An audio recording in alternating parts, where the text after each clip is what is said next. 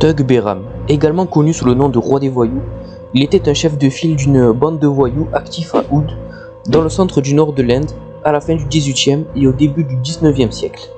Et il est souvent cité comme l'un des tueurs en série les plus prolifiques du monde. Ce dernier a été impliqué dans jusqu'à 931 meurtres, oui tu as bien entendu, 931 meurtres par strangulation entre 1790 et 1840. Ce dernier exécutait ses victimes avec un rhumal cérémoniel, un tissu semblable à un mouchoir utilisé par son culte. Dans son enfance, Behram était assez timide et peu disposé à se mêler aux autres. Plus tard, il est devenu ami avec un voyou qui avait 25 ans de plus que lui. Et c'est cette personne-là qui l'a introduit dans ce monde, et grâce à lui qu'il est devenu chef.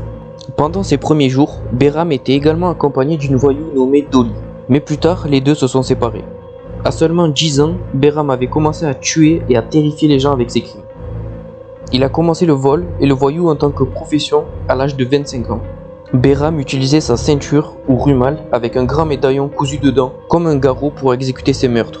Avec habileté exercée, il pouvait lancer le rhumal de manière à resserrer le médaillon directement sur la pomme d'Adam de ses victimes. Avec ça, il ajoutait une pression à la gorge quand il les étranglait. Les voyous de son gang étaient composés de voleurs et d'assassins professionnels, et ils auraient voyagé en groupe à travers le sous-continent indien. Les membres du gang ressemblaient à l'apparence physique des voyageurs. Ils portaient des turbans et emportaient avec eux certains types de bagages. Leur tenue de voyage trompait les paysans et la royauté. Les méthodes qu'ils utilisaient étaient destinées à récolter un maximum de butin sans être attrapés. Ils avaient une règle, ils abordaient les voyageurs que si leur propre nombre était supérieur à celui des victimes. Ils flattaient les voyageurs rencontrés, ce qui leur permettait d'évaluer la richesse qu'ils pourraient avoir, et la plupart d'entre eux évitaient de commettre des meurtres à proximité des zones où ils habitaient, ce qui rendait la découverte de leurs crimes une tâche difficile. Pour profiter de leurs victimes, les voyous rejoignaient les voyageurs et gagnaient leur confiance en passant quelques heures voire des jours parfois avec eux. Cela leur permettait de surprendre et d'étrangler les voyageurs avec leurs armes. Ils volaient et enterraient alors leurs victimes.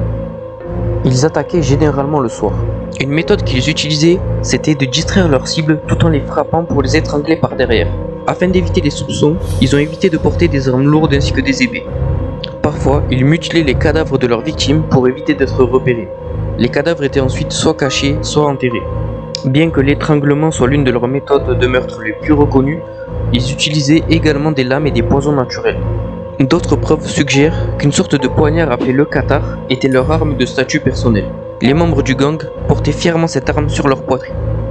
Un poison appelé datura, dérivé d'une plante de la famille nightshade, était parfois utilisé par les voyous pour induire somnolence ou stupéfaction, ce qui facilitait l'étranglement. Et maintenant, vous devez vous demander comment tout ça s'est terminé. En fait, au cours des années 1830, les voyous ont été visés pour une éradication par le gouvernement général de l'Inde. Et par conséquent, la nuisance des voyous en Inde a progressivement diminué. La campagne s'est fortement appuyée sur des voyous capturés qui sont devenus alors des informateurs. Et ces derniers se sont vus offrir une protection à condition de dire tout ce qu'ils savaient. Et au final, Behram a été exécuté le 1er janvier 1840 par pendaison à l'âge de 75 ans. Et voilà, c'est tout pour cette petite histoire, j'espère qu'elle t'a plu. N'hésite pas à me donner ton avis dans les commentaires. N'oublie pas de liker la vidéo, de la partager, et je te dis à bientôt pour la prochaine vidéo.